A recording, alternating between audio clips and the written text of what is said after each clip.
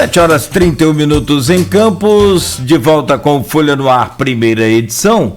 Hoje, dia 5 de abril de 2021, né? Espero que você tenha tido aí uma ótima Páscoa, né? E que todos tenhamos ainda, né? Uma passagem aí por essa pandemia o mais rápido possível. Olha, amanhã, né? Próxima terça-feira, então, vai acontecer uma live nacional às 19 horas desta terça-feira sobre o negacionismo à pandemia em Campos. Convidado é o diretor do Grupo Folha da Manhã, o Aloysio Abreu Barbosa, jornalista, diretor de redação do Grupo Folha. E ele fala nessa live, a partir das 19 horas, todos os crimes do presidente, né? Dia 6 de abril, às 19 horas, por vários canais aqui, né, Arnaldo? Tem aqui nas páginas de Facebook, Ocupa Mink, Rio de Janeiro, RJ, Stop Bolsonaro Mundial, 100 mil lives, e outras dicas aqui ao longo do programa, e até amanhã a gente vai dando aqui as dicas aí para você assistir a live. Temos o prazer de receber neste programa hoje o reitor do IFE, Jefferson Manhães de Azevedo, que mais uma vez, né, colabora aí com a sua participação aqui neste programa, nos trazendo aí essas novidades, nos trazendo um pouco do conhecimento dessa instituição, para quem sabe a gente encontrar algumas soluções também. Ô Jefferson, mais uma vez, muito bom dia, seja bem-vindo ao Folha no Ar, primeira edição. Bom dia, né, aos nossos queridos repórteres aqui da Folha, a todos os nossos ouvintes, aos nossos colegas lá do grupo deste programa, né, que tanto colabora e participa, né, e todos aqueles que estão interessados em conhecer um pouco mais da nossa cidade, conhecer um pouco mais dos temas que são importantes, que afetam a nossa vida nesse momento tão difícil, né? Eu quero também desejar uma feliz Páscoa, mas uma Páscoa verdadeiramente cristã, né? A Páscoa verdadeiramente cristã é aquela que fala da ressurreição, mas a partir da crucificação, né? O Jesus Cristo verdadeiro não é só o Jesus ressuscitado, mas aquele que é, como diz Padre Júlio Lancelotti, chagado, né? Não é possível chegar à ressurreição sem um compromisso com o outro. E nós estamos no momento, falo isso porque nós precisamos, mesmo diante dessa noite tão escura que nós estamos vivendo, dessa tragédia, 331 mil mortos neste país, números crescentes, previsões trágicas para ultrapassarmos 500 mil mortes. É bom lembrar que alguns profetas no início da pandemia disseram que nós não passaríamos de 800, né? Pessoas cínicas e que repetiam isso, que seria menos do que H1N1. Então eu quero aqui dizer que Páscoa é tempo de esperança, mas uma esperança comprometida, uma esperança que não vem de ilusões, uma esperança que diz que para chegar na ressurreição tem que ter o compromisso com a sociedade, ter sensibilidade com o outro tem que ser alguém importante na nossa vida. Eu não posso tratar vidas como números, como histórias, né? Histórias de vida. Estamos perdendo pessoas que poderiam continuar na nossa convivência. Os grandes líderes mundiais, neste Natal que passou, pediam à população para abrir mão de estar nas festas de final de ano, nos grandes encontros, para que pudesse ter o prazer de reencontrá-los no ano seguinte. E quantos foram aqueles induzidos a achar que isso aqui era uma gripezinha e foram de maneira irresponsável ou talvez até numa perspectiva mais iludida de achar que, de fato, era um exagero, é politicagem, e hoje estão seus entes queridos. Então, assim, eu quero aqui dizer para vocês que eu sou uma pessoa extremamente esperançosa, mas uma esperança encarnada, uma esperança que diz que nós precisamos, juntos, buscar caminhos que não vai se dar senão pela muita dedicação, por muito trabalho, muita sensibilidade e engajamento. Então, é um prazer estar aqui com vocês, nossos queridos ouvintes da Folha. E aí eu quero também, Arnaldo, aproveitar uma fala sua no início, porque nós estamos em guerra. E as pessoas não são, mas é uma guerra um pouco diferente do que talvez o Brasil, na sua história, tenha experimentado. Nós experimentamos algumas, muito poucas, mas nós mandávamos as tropas. Mas nós nunca tivemos as cidades bombardeadas. Porque as cidades, se a gente vai na Alemanha, e lá tem museu para lembrar o que foi o nazismo, falta no Brasil o Museu da Tortura para mostrar o que foi a ditadura nesse país, para mostrar o sofrimento. Eu estive na Alemanha, tive a oportunidade e fui num dos museus, mas não é um, não, são várias cidades, onde você entra nas prisões, onde as pessoas foram torturadas, colocadas lá, você vê imagens das cidades dizimadas. Então, nós estamos numa guerra onde nós estamos tendo um bombardeio cotidiano. E quando as pessoas estão numa guerra, numa cidade que está sendo bombardeada, seja por aviões ou sejam por militares, o que elas fazem? Elas vão para as ruas ou elas vão se esconder, se proteger? Então, nós temos que compreender que nós estamos num regime de bombardeio das nossas cidades. O Brasil tem hoje 1/3 das mortes do mundo.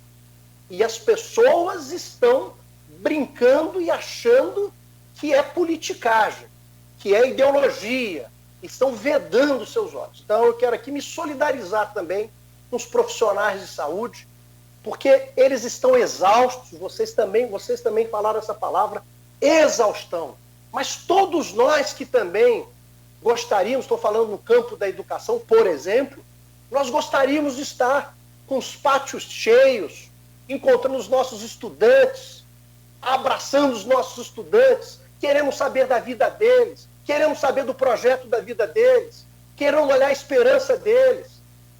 Mas hoje nós estamos com medo de nos cumprimentar, com medo de, ao chegar num local e alguém está contaminado. Nós estamos exaustos também emocionalmente. O número de doenças psíquicas aumentando assustadoramente. Eu estou falando do Instituto Federal Fluminense, que tem uma estrutura extremamente adequada, onde nós voltamos às nossas atividades de maneira remota, desde setembro do ano passado, as atividades administrativas acontecendo de maneira remota. Nós estamos exaustos. Eu, como gestor, como reitor dessa instituição, falando com a minha equipe, eu preciso encontrar vocês, porque eu preciso estar animado, eu preciso estar entusiasmado. E a gente está entusiasmado quando a gente está no encontro com o outro, conversando, falando de futuro, falando do cotidiano, falando das coisas simples. Essas reuniões de WhatsApp, de videoconferência, a gente só fala o que tem conteúdo, a gente só fala...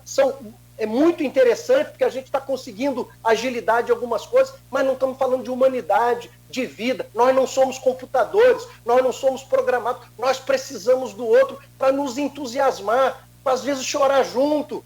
Nós estamos com medo, estamos exaustos. Então, é importante que os líderes dessa nação anunciem a esperança de que nós vamos vencer, mas tem que ter planejamento, tem que ter antecipação, tem que ter leitura de cenário. O Brasil hoje é pária no mundo.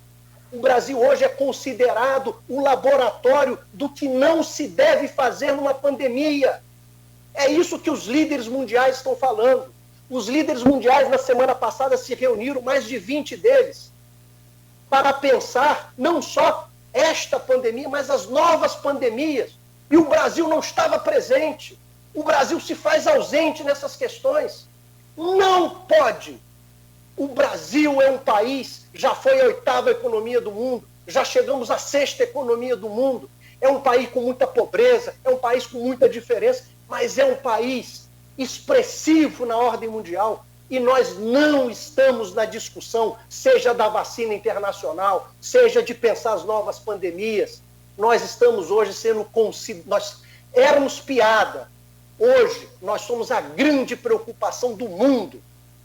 Brasil hoje é a preocupação do mundo. Nós vamos ter, Arnaldo, aproveitando que você disse que eu fiz alguns prognósticos, eu não sei se eu sou muito, não me arriscaria a falar muito, mas está sendo hoje, com críticas, mas definido um passaporte internacional onde você vai poder se deslocar tendo o carimbo da vacinação, como febre amarela. Você só pode ir para alguns países se você tiver a questão da vacina da febre amarela. Talvez o Brasil, os brasileiros, nem com esse certificado, talvez vão poder transitar no mundo, porque enganam-se as pessoas. Eu fui vacinado, se a pessoa foi vacinada, eu não fui vacinado, mas como educador, agora foi colocado também como na área da prioridade, mas quem é vacinado, ele pode continuar infectando o outro. Ele pode levar o vírus. Porque a vacina ela diminui as consequências do vírus em você. Mas você pode transmitir para outras pessoas se você for infectado. O mundo vai olhar, olha, você está vacinado, mas você pode estar trazendo uma variante aqui, porque no Brasil está virando um laboratório de variantes. Variantes mais contagiosas, variantes mais virulentas no sentido de trazer consequências mais graves, e é por isso que hoje a média da idade das pessoas que estão padecendo nas UTIs, nos hospitais, são pessoas mais jovens, crianças, bebês. E passaram a ideia para a gente de que a juventude é imune, que as crianças são imunes, então abre as escolas, faz tudo, porque o problema não está aqui, o problema está nos idosos. Então, eu quero dizer que muitas lições nós estamos tendo nesta pandemia. Muitas lições. Infelizmente, o aprendizado não está sendo muito grande para algumas pessoas. Eu espero que as pessoas inteligentes desse país, as pessoas sensíveis desse país, as pessoas religiosas, que absurdo, Arnaldo, que absurdo. Uma igreja cristã que luta pela vida, defender, abrir os seus templos, não abrir no sentido das pessoas poderem ir lá rezar de maneira individual, mas abrir para ter culto. Saiu uma imagem ontem, eu vi no nosso grupo agora, catedrais cheias. O cristianismo não é isso. O cristianismo é a decisão pela vida, pelo bem-estar do outro. Eu não posso defender sistemas que vão tentar diminuir a vida daqueles irmãos que lá estão. Então eu quero dizer muito sinceramente que é muito triste. Eu gostaria muito que nós cristãos, gostaria muito que nós fôssemos vistos como os grandes defensores da vida. Eu fico triste, por exemplo, Arnaldo, quando eu vejo, quando fala da lei, da questão da homofobia, exceto nos espaços das igrejas. Eu queria que as igrejas fossem as grandes defensoras do respeito à vida, à diversidade, do amor. E eu digo o seguinte, é permitido falar mal ou de uma maneira chula sobre a vida das pessoas dentro das igrejas. A igreja é um exemplo. Então eu quero dizer, Arnaldo, que é hoje um momento de Páscoa, mas nós ainda estamos num texto belíssimo do Aloísio. Quero congratular, o Aloísio não está conosco aqui, mas ele faz isso. Nós ainda estamos no tempo do Calvário. Nós estamos no tempo da crucifixão. Né? Nós estamos no tempo ainda em que estamos olhando com a certeza da ressurreição. Essa é a esperança.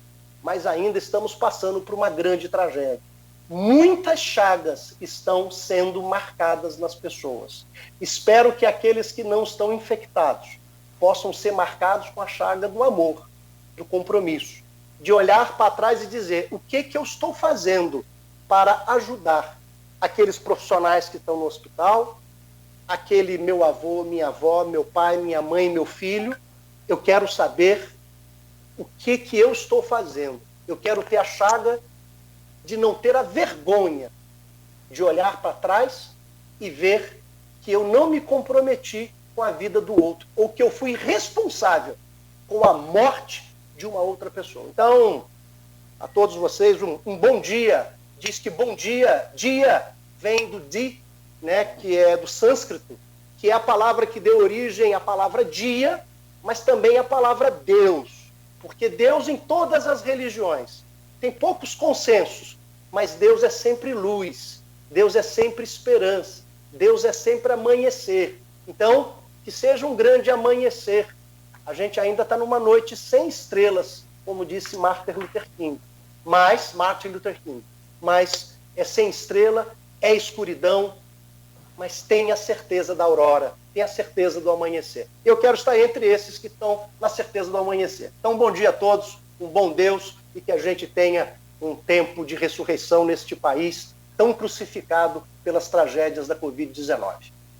Jefferson, na nossa última conversa, em julho, você teve depois com a Luísa aqui no programa, falando na nossa, em que eu participei, falando em possibilidade de retorno de aulas presenciais no IFE, você colocou como setembro, como possibilidade, setembro de 2021. Até lá, a gente não tinha ainda a certeza do início de vacinação, a gente não sabia, ainda estava tudo muito recente, as pesquisas estavam acontecendo, mundo afora com relação à vacinação, e a gente sabe, né, que para um retorno seguro, somente após a vacinação, ainda mais como você mesmo colocou, com as variantes que estão atingindo faixas etárias menores, mais jovens sendo atingidos agora. No atual cenário, com a marcha da vacinação lenta no país, que ainda está muito lenta, ainda dá para pensar em retomada de aula em setembro? Dá para pensar neste ano ainda? Qual o planejamento do IFE? Arnaldo, eu queria dizer para você que todas as previsões são sempre muito difíceis de fazer e muito mais difíceis de se realizarem nesse furacão de notícias e de mudanças que esta pandemia vem nos trazendo. Eu tenho certeza absoluta, eu estou falando eu como reitor do IFE, eu estava em Brasília no dia, acho que 11, 12 de março do ano passado, quando, ao chegar em Campos, falavam-se de fechar as escolas. Eu estava na sexta-feira, acho que sexta-feira, 13 de março, e achava que seriam 15 dias. E já achava isso algo muito, muito estranho. 15 dias passaram-se para um mês, 3 meses, nós já estamos há um ano com as escolas praticamente fechadas. E no Instituto Federal Fluminense fizemos um movimento muito forte de discussão com nossa comunidade, de construção de um projeto de ensino remoto que pudesse, de fato, ter pertinência na vida dos estudantes, não fosse apenas uma reprodução do espaço da sala de aula, porque são propostas diferentes, são relações diferentes. E depois de muito debate, foram 12 audiências com temáticas, 3.000 pessoas envolvidas nas discussões, nos debates. Fizemos lá um conjunto de diretrizes, os nossos campi, os mais de 12 campi, os 12 campi que nós temos, no mês de setembro, então, pegaram essas diretrizes gerais e olharam os seus currículos, começaram a fazer as iniciativas. Ao mesmo tempo, nós começamos, então, a pensar num programa ousado de inclusão digital. Por que adianta você passar para atividade remota se boa parte dos nossos estudantes não tem acesso, outros não têm sequer um espaço na sua casa adequado? Então, chegamos ao final do ano, o governo federal fez um programa de acesso à internet para a rede federal, para as universidades federais, para os institutos federais, então um chip de internet. Nós, com o orçamento aqui do Instituto, nós conseguimos uma bolsa para que os estudantes comprassem um tablet, lógico, aqueles que determinada condição financeira, que não tinham esse equipamento. Então, assim, nós conseguimos avançar muito com a clareza de que há uma perda no ensino, na qualidade da aprendizagem. Então, Não existe, é uma ilusão achar que nós vamos conseguir voltar à normalidade, seja ela se voltar à aula presencial ou seja ela de maneira remota. Como eu falei, as pessoas hoje estão repletas de medo, mas não é um medo, é um medo de preservação da vida, né? Então, nós começamos, então, setembro, outubro, alguns campi do Instituto Federal Fluminense, já agora em abril, fecha o calendário de 2020, né? Mas fecha o calendário mesmo, né? Não é passar automaticamente para o ano seguinte, não, nós, um conjunto de atividades, e naturalmente é bom dizer que as instituições federais têm, e aí hoje no Brasil é um privilégio de infraestrutura, um privilégio de carreira de professores, de técnicos, é um privilégio de capacitação. Então, quando eu falo que não é passar automático, não é uma crítica aos colegas educadores de algumas redes municipais ou de algumas escolas municipais, de redes estaduais, que por mais que gostariam de fazer ou estão aplicados, não têm condições materiais, condições para que as coisas aconteçam, são realidades distintas. Então eu falo isso porque hoje a rede federal é uma rede, é só olhar o censo, é uma rede destacada do ponto de vista de investimento, gostaríamos que todas as redes pudessem estar no patamar da rede federal. Então isso não no sentido, só estou colocando que a gente fez um esforço com as condições dadas para a gente e conseguimos avançar muito. E a última reunião do Conselho Superior, porque muitos calendários já vão começar 2021 agora em abril, outros em maio, de alguns campi nossos. Então, o Conselho Superior entendeu que até 31 de maio deste ano, oficialmente, não há atividade presencial no Instituto Federal Fluminense.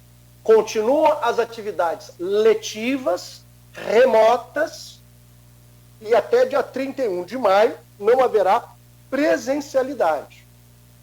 Com o Conselho Superior da nossa instituição, deixando margem para isso ser reavaliado, seja pelo avanço pandêmico, né, do ponto de vista das infecções, das mortes, ou seja, na esperança de também isso diminuir. Então, se muda o cenário, essa data pode ser antecedida ou pode ser prorrogada. Mas agora nós estamos garantindo que até dia 31 de maio nós não vamos ter atividade. O que eu posso falar, Arnaldo, com a visão de fevereiro.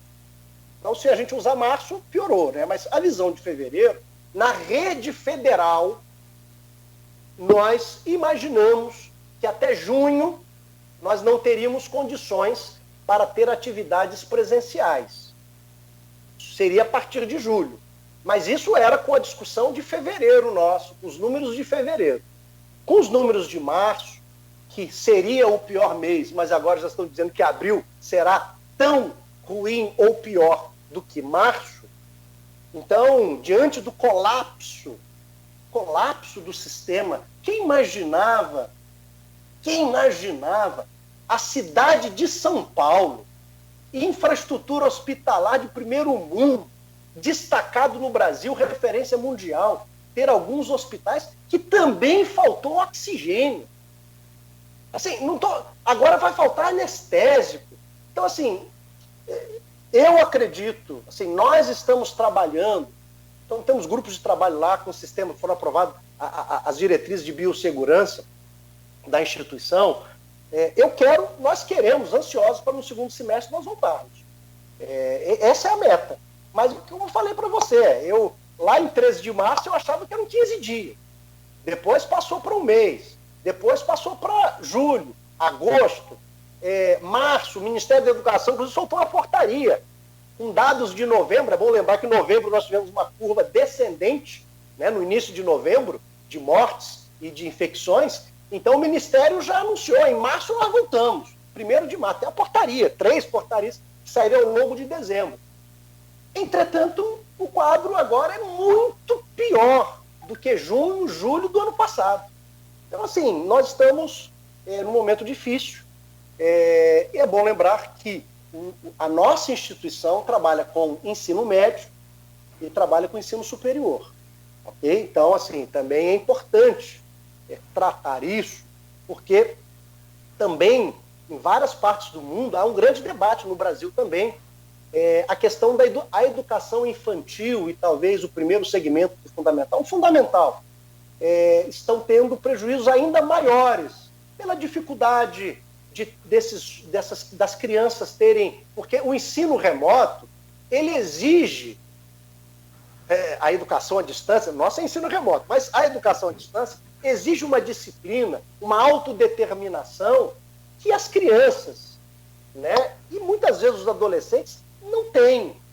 Então, e a gente tem a certeza que os lares brasileiros, na sua maioria, da educação pública, não tem, como às vezes da classe média, da classe mais rica, ou o pai, ou a mãe, ou alguém por eles delegado, para acompanhar os filhos nos estudos.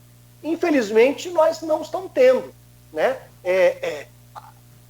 Então, isso está gerando uma discussão dos malefícios de estar em casa ou estar na escola. Então, esse é um debate muito, muito forte, mas nesse momento de agravamento da pandemia, eu acho que esse debate agora nós temos que parar um pouco e, de novo, olhar. É a vida do estudante, porque os vírus agora estão mais cruéis com as crianças, com os adolescentes, com os jovens. O vírus também está aprendendo a como ele deve conviver. Então, os mais idosos... Tem uma tese, né? Eu estava vendo, até o Aloysio estava falando aqui, né? Como o vírus está encontrando dificuldade agora de se reproduzir nos mais idosos, seja por causa da vacina e por uma série de coisas, ele também está em mutação e buscando, né, novos públicos, né? Pode ser, essa é uma tese, eu não sou especialista, mas é bastante razoável. Então, assim, é muito temerário a gente estar discutindo, né? Eu vejo o prefeito do Rio de Janeiro, se abre shopping, por que não abre escola? Eu acho que não conhece o que é escola, né? Eu acho que o prefeito do Rio de Janeiro precisa, estou citando aqui o prefeito do Rio de Janeiro, mas tantos outros, né, citando, porque eu ouvi ele falar isso.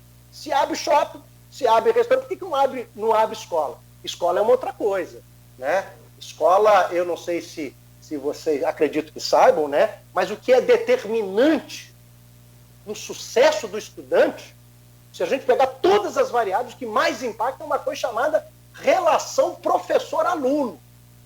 Quando você vai se amadurecendo, naturalmente, essa relação se dá de outras maneiras. Mas com criança, se dá pelo abraço, pelo acolhimento, pela confiança.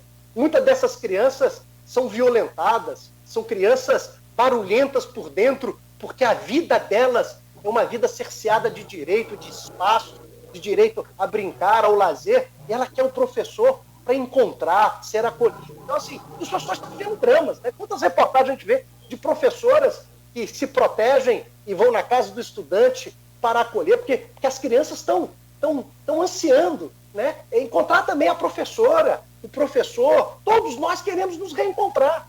Só que não dá para fazer isso de qualquer maneira e dentro de uma guerra. Nós estamos sendo bombardeados. Tem aviões, é como se tivesse aviões aqui jogando bombas de maneira aleatória, né? Soldados que podem ser encontrados em cada esquina. Se a gente não entender essa pandemia como essa metáfora, não de uma guerra que acontece em outro país, mas é um bombardeio que está acontecendo, como aconteceu, se a gente olhar na Segunda Guerra, várias cidades destruídas, dizimadas, a gente está se protegendo. Alguns acham que isso é coisa de pessoas que não são corajosas, mas eu aprendi que a coragem não é você não ter medo, é você gerenciar o medo. Então, os profissionais de saúde vão, mas tem que ir equipado. Lembra lá no início da pandemia, não tinha máscara, face shield, o IFE, várias outras instituições começaram a fazer as face shields, e não tinham os equipamentos, né? Os médicos, os enfermeiros, aqueles que trabalhavam na escola, eles precisam estar preparados para poder lidar com essa doença, com a infecção desse vírus. Então, nós estamos num momento muito difícil, só que agora nós estamos recrudescendo, sei que todos os empresários já não têm mais reservas, né? E eu vou dizer, como Boaventura falou, quando a gente não identifica os grandes autores deste descaso que nós estamos vivendo, nós vamos ficar brigando entre a gente, vítimas brigando com vítimas, porque o pequeno empresário, médio empresário, assim como as pessoas físicas,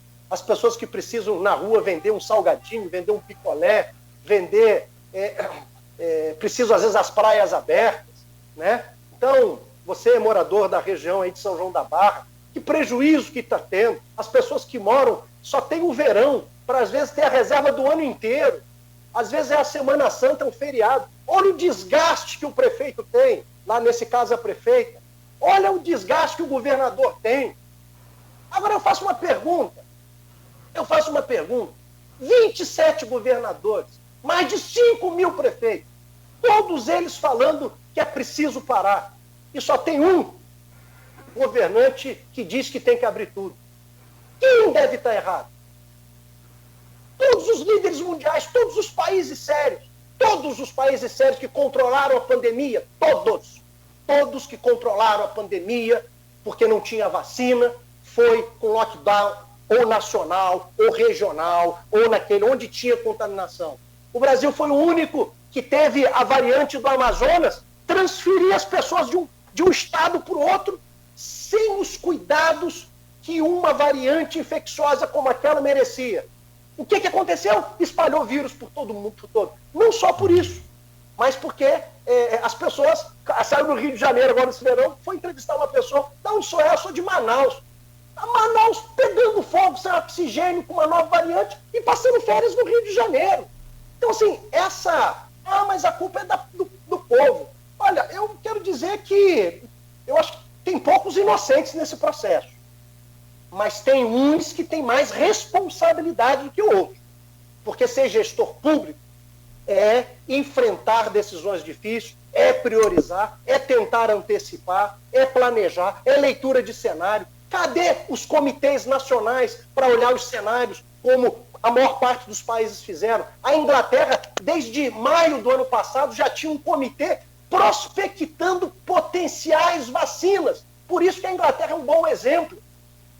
Prospectando potenciais vacinas, porque você tem que prever não só o imediato. O imediato eu atendo, eu faço parada localizada, regional, a gente sabe quanto isso destrói a economia, mas é nesse momento, quando os bancos foram destruídos, né, em tese, entre aspas, o que o governo fez?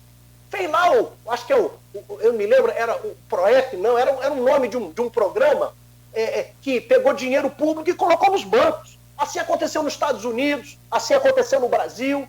Por que quando as pessoas mais pobres precisam, você repassa o dinheiro, mas fica cheio de dedo?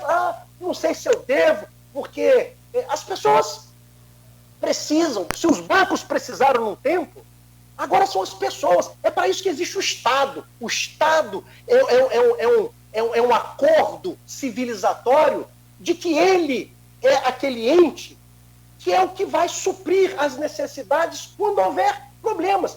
Os bancos, quando tiveram problema, pediram socorro ao Estado. As indústrias, quando tem problema, pedem socorro ao Estado. E a população, quando tem problema, pede socorro ao Estado. Isso é normal, é para isso que existe. É para isso que os Estados Unidos, por exemplo, está no terceiro pacote trilionário, né? E é assim que se faz. Então, eu quero dizer aqui que o Instituto Federal Fluminense vem atuando como a rede federal, as atividades acontecem, a qualidade da educação não é a mesma, eu quero aqui de público afirmar, porque quem disser que é a mesma em qualquer escola do mundo está mentindo, não é a mesma, porque numa guerra a gente mitiga, a gente faz o possível para minimizar as perdas. Não é possível um aprendizado onde a menina e o menino acabaram de perder o avô. E outra coisa, eu quero aqui dizer, qualquer um que está ouvindo aqui, nós que estamos aqui, quando foi a vez que aconteceu alguma coisa no Brasil em que uma família inteira é dizimada? Mas nenhuma, não, várias famílias dizimadas. Quando acontece um acidente, morre uma família, um acidente morre a família, a gente fica em pânico. Agora são várias famílias, vários órfãos, várias pessoas. É o pai e a mãe que morrem, é a pai, a mãe, o avô e um filho, e fica só uma pessoa. Gente, só acontece isso em guerra. Mas não é guerra quando, como eu falei, o país vai para outro país, não. Quando o país é invadido. Aí morrem as famílias. Então nós estamos perdendo famílias. Não é uma pessoa. A gente já fala, uma mãe perder um filho já é uma coisa, um pai, é uma coisa extraordinariamente difícil. Agora imagina um filho perder a mãe, o pai, o irmão, o avô, ao mesmo tempo, só ficar ele sozinho, menos de 18 anos. Então, assim, gente, é muita tristeza. Vamos olhar o seguinte, nós estamos numa guerra sendo bombardeados. Então, eu quero agradecer mais uma vez aos médicos, aos enfermeiros, aos colegas dos hospitais, que vocês são valentes. Jefferson. O que eu estou vendo é testemunho de médico dizendo o seguinte, nós estamos aqui dando a nossa vida e vocês estão em festas, vocês estão viajando, vocês estão desconsiderando. Então falta uma coisa muito importante e que eu acho que é uma lição para a escola. A escola tem que ter um papel agora, sabe qual é? Coesão social, formar sociedade, ensinar o jovem o que é cidadania, sair só de você ser um bom resolvedor de um problema de física ou de matemática, mas isso tem que estar relacionado à vida. Eu tenho que gerar coletivos, comunidade, senso do outro. Nós estamos fortalecendo o indivíduo. Eu vi uma entrevista de uma família, um empresário falando, eu tenho dinheiro, levo minha família para onde eu quiser. Esta visão individualista das liberdades individuais, sem levar o coletivo, é uma destruição. Mas tem reitor, sem levar em consideração o sujeito, o indivíduo, também nós já sabemos qual é o caminho. Perfeito. Encontrar a coesão social. Perfeito. São 8h07. Desculpa aqui ter que interrompê-lo, até porque o comentário, por exemplo, por último aqui no streaming, que aula espetacular do que seja governar. É a Terezinha Bianchi e outros vários aí agradecendo o posicionamento do senhor, as palavras neste momento. E eu quero colocar um inimigo nessa guerra aí, e que, né, o senhor citou, mas eu quero pedir só para a gente fazer um rápido intervalo e no próximo bloco a gente voltar a comentar sobre isso. Tem, né, essa questão ainda desse cenário econômico em Campos. Eu quero colocar o inimigo aí para o senhor comentar e colocar o que pode ser feito, de que forma o IFE também pode participar, como tem participado, né? A própria Face Shield que o senhor citou. O inimigo que eu quero colocar aí nesse bombardeio, nessa guerra, é a fome, que desde 2014 está aumentando em virtude da crise, né, e mais crise que a gente vem enfrentando no país, no estado, e em particular em Campos, que tem essas outras todas, e temos a nossa particular, que é o fim dos royalties. E aí, né, o senhor comenta também, fala mais. Próximo bloco tem várias perguntas aqui no streaming, né, e no grupo de WhatsApp. São 8h09 em Campos, né, e a fome que vem aumentando, como eu dizia, desde 2014, e agora, né, um acréscimo aí muito grande de desempregados. É natural que se tenha um aumento aí dessa necessidade.